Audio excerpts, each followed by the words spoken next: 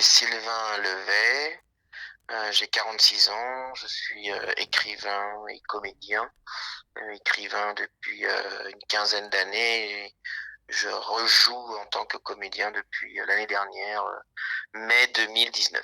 Je suis édité principalement aux éditions théâtrales, une quinzaine de textes en jeunesse et tout public. Alors moi, j'ai commencé comme comédien amateur au Théâtre du Cercle à Rennes, comme vraiment adhérent. Et en tant qu'adhérent, j'ai commencé à être bénévole aussi pour faire des ateliers aux plus jeunes. C'est comme ça que j'ai rencontré la DEC, puisque je venais, comme beaucoup de gens qui font des ateliers, prendre des textes dans la bibliothèque qui à l'époque était dans ce qui est maintenant le bureau de la direction, une toute petite pièce. Et je venais régulièrement chercher des textes et voilà, discuter avec Suzanne Hélène, qui était la directrice de la DEC au moment où moi j'ai débuté le théâtre, donc vers 1996-97 à Rennes. Et en fait, moi après j'ai quitté le théâtre du Cercle, j'étais objecteur de conscience au théâtre du Cercle pendant 2 ans. L'objection de conscience, c'était quand on décidait de ne pas faire l'armée. On devait 2 ans de notre vie à une association, et j'ai donné 2 ans au théâtre du Cercle, l'association Cercle Paul Bert. Et après, je suis parti à Paris faire une année de formation à l'école Charles Dulin, dans le Paris 10e, et qui m'a pas forcément convenu, pas forcément ce que j'attendais. Et puis j'ai eu l'opportunité en fait de revenir à Rennes pour prendre un poste d'emploi jeune, ce coup-ci au Théâtre du Cercle. J'y suis resté 10 années et j'ai dirigé le lieu en fait pendant quelques années. Et j'ai dirigé le lieu, fait les ateliers, etc. etc. Et en parallèle, j'avais un parcours de comédien avec Guelta Chauviré, qui est metteur en scène de la compagnie Fait le Mur. On était co-directeurs du Théâtre du Cercle tous les deux. Et moi, j'ai joué avec lui, principalement sous sa direction, voire exclusivement sous sa direction. Donc, on a monté 5-6 spectacles, choses aussi diverses que la de tête de Jean Cocteau ou Paradise Sorry Now de Fassbinder. Et puis moi, j'ai décidé, pour des raisons familiales, j'ai décidé de quitter Rennes et j'ai écrit mon premier texte, Wasmok, qui a été tout de suite édité aux éditions théâtrales, justement. Et puis à partir de là, a commencé un parcours d'écrivain pour le théâtre. Wasmok a été lu au théâtre de la DEC, puisque Suzanne Hélène, à l'époque encore directrice, m'avait gentiment accordé la salle pour faire une lecture avec des jeunes lors de la sortie du livre, la sortie officielle.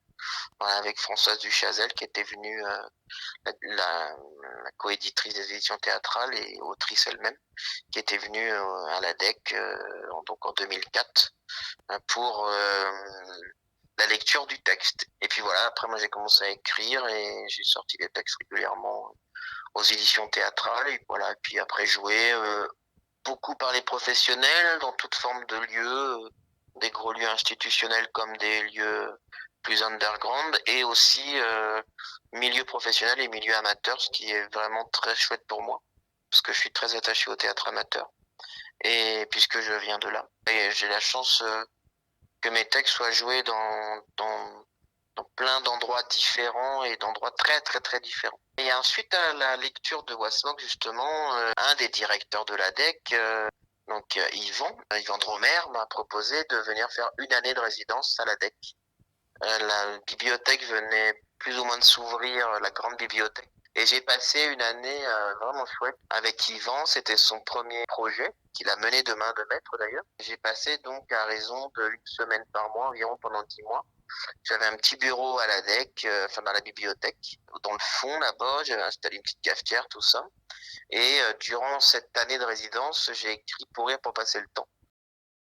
C'était un joli moment, c'était au tout début de mon parcours, et que c'était agréable d'avoir quelqu'un qui fait confiance. Et du coup, il y a eu plein de j'ai eu de très jolis souvenirs de l'après-midi de clôture que nous avions faite dans la bibliothèque et dans la cour de l'école, où j'avais eu l'occasion d'inviter des auteurs et des autrices rennais, notamment Marine Bachelot ou Merwan Tanguy, quelqu'un que j'aime beaucoup. Ça, c'était vraiment un très joli souvenir que j'avais beaucoup apprécié cette journée.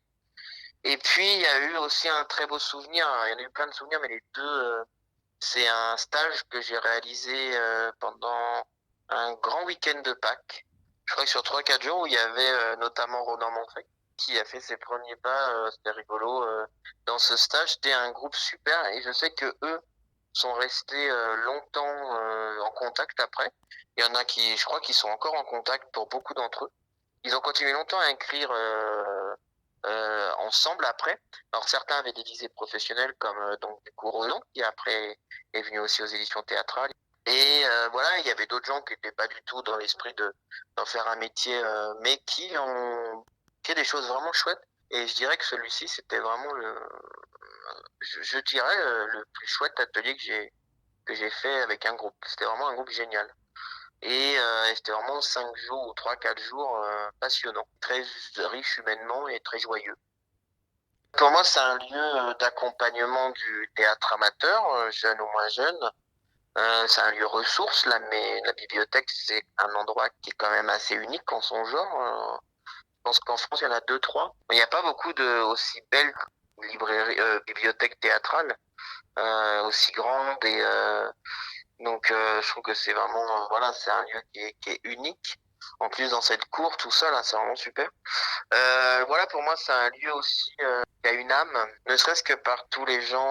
Et j'ai totalement confiance en la nouvelle directrice pour continuer cette chose-là. C'est-à-dire, je trouve il y a une âme dans ce lieu. Alors moi, je ressens cette âme parce que j'ai connu toutes les directions et je connais ce lieu depuis très longtemps. Des maisons destinées au peuple, en fait. Et ça, c'est pour moi très important.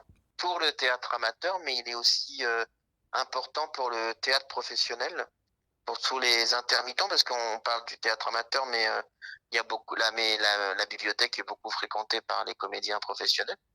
Et je crois que c'est aussi un vivier de spectateurs pour les compagnies professionnelles, parce que voilà, tous ces gens qui viennent au théâtre, parce qu'on leur a dit qu'il y avait telle ou telle chose, sont susceptibles aussi de d'être curieux.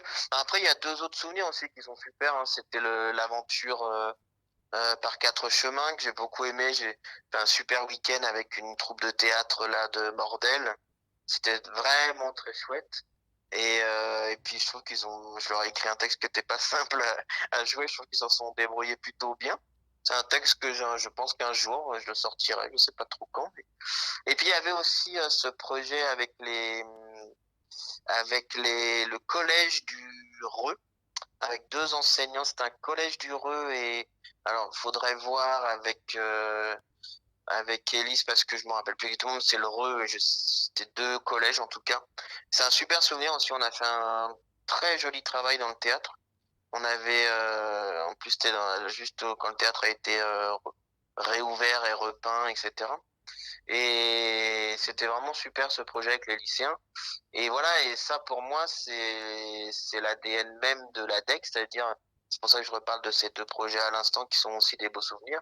C'est que ces deux projets-là correspondent à ce que c'est que l'ADN de la DEC, c'est-à-dire, c'est des gens qui viennent faire du théâtre en amateur, mais côtoient aussi des professionnels et du coup évoluent avec eux.